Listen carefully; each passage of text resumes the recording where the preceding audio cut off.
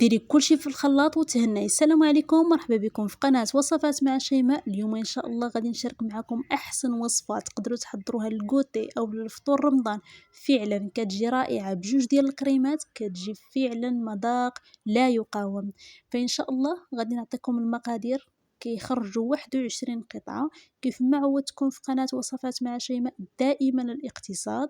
جوج ديال الكريمات غيكونوا حتى هما اقتصاديين ومتنوعين. ما تنساوش الاعجاب بالفيديو، تشتركوا في القناه وتفعلوا الجرس ليصلك كل ما هو جديد. على بركه الله غنبداو بالمقادير ديال الكيك. غادي نحتاجوا فيه جوج ديال البيضات يكونوا من الحجم الكبير هكا باش يعني نحصلوا على كميه كبيره ويكون خارج من الثلاجه من قبل. غنديروهم في الخلاط اولا غنديروهم في المونينكس، وغادي نضيف ليهم كاس مع مرش ديال سكر سنيده اللي هي سكر حبيبات، وغنضيف ليه الساشي ديال الفاني. وغادي نطربوا المكونات مزيان ضروري خاصكم تطربوا المكونات سواء هكا في المونينكس ولا بالطراب اليدوي. المهم خاصكم توصلوا الخليط يكون ابيض. علاش؟ لانه ملي كيكون عندنا الخليط ابيض كيخرج لنا الكيك كيكون ابيض، كيعطينا كميه كبيره، تينجح معنا الكيك 100%. يعني كتجي فيه داك الهشاشه وكيجي خفيف الا طربتوا البيض والسكر. صافي من بعد ما كنساليو تطرب تقريبا يعني تيولي الخليط ابيض حيت كل طحانه بحالاش. من بعد غادي نضيفو كاس مع مرش ديال الحليب. وريتكم القياس، يعني كاس خاصو صباع، نفس العبار ديال الزيت حتى هو نتوما كتشوفوا نفس العبار ديال السكر، هو نفس العبار ديال الحليب، هو نفس العبار ديال الزيت. وغنضيفو جوج ساشي ديال خميره الحلويات من وزن 8 غرام اللي هي في المجموع 16 غرام. الا درتو بيضه وحده كديروا نص كاس ديال السكر، نص كاس ديال الحليب، نص كاس ديال الزيت وخماره وحده. وضروري كنديروا شويه ديال الملحه هكا باش ضروري خاصكم ديروها واخا تكون يعني صوبتوا شي حاجه حلوه لتصحيح الذوق. كنديروا هاد رشيشه ديال الملحه. ومن بعد هذه هي اللي ما خاصكمش تستغناو عليها نهائيا، هاد المعلقه ديال الخل راه هي اللي كتخلي لكم الكيك ديالكم كيجي خفيف وهشيش مع داك التفاعل اللي كيوقع ما بينه وبين الخميره ديال الحلوى.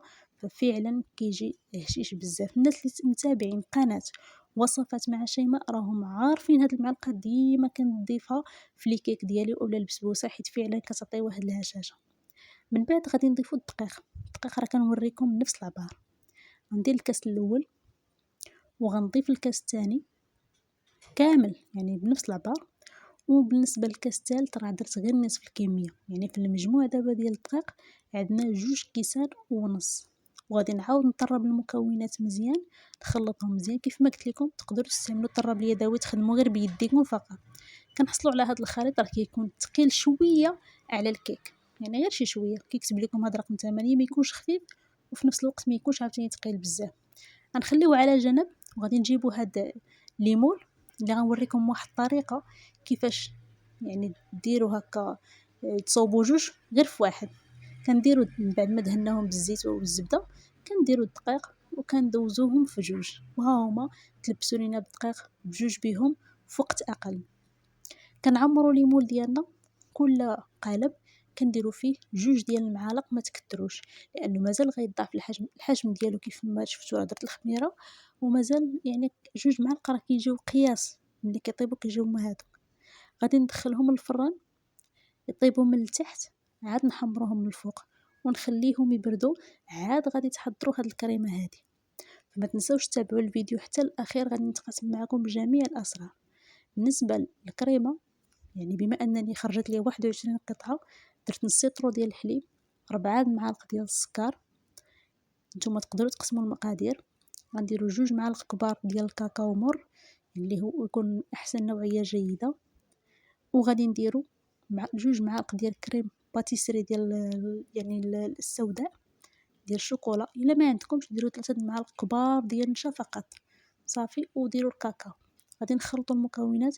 من الاحسن انكم تصفيوه هكا باش ما كيبقاوش لكم داك التكتلات ديال الكريم باتيسري. غنديروا فوق النار مع التحريك المستمر حتى كنحصل على هذا القوام. كتكون واحد الكريمه شويه ثقيله. ومن بعد كتعمروا بهم هاد الميني كيك ديالكم، كتعمروهم وكتحاولوا انكم تصوبوا لهم السطح ديالهم هكا غير بالملعقه وهي سخونه. كتصوبوها باش ملي كتبرد كتجي هي هذيك يعني مقاده. وصافي من بعد غتخليوهم يبردوا على خاطرهم وغادي تزينوهم باللي بغيتو. فبالنسبة ليا أنا هنا زينتو عفوا بشوية ديال هكا، زينتو بالموز والكراميل. ما تنساوش الجيم، وإلا بغيتو الكراميل خليوها ليا في لي كومونتير. كان كراميل ناجح 100%، مكونات اقتصادية، ما شاركتوش معكم غير باش ما يجيش الفيديو طويل فقط. إلا بغيتو خليو ليا في لي كومونتير، كنقرا جميع التعاليق ديالكم. وإن شاء الله في الفيديو الجاي غادي نشارك معكم الكريمة ديال البرتقال.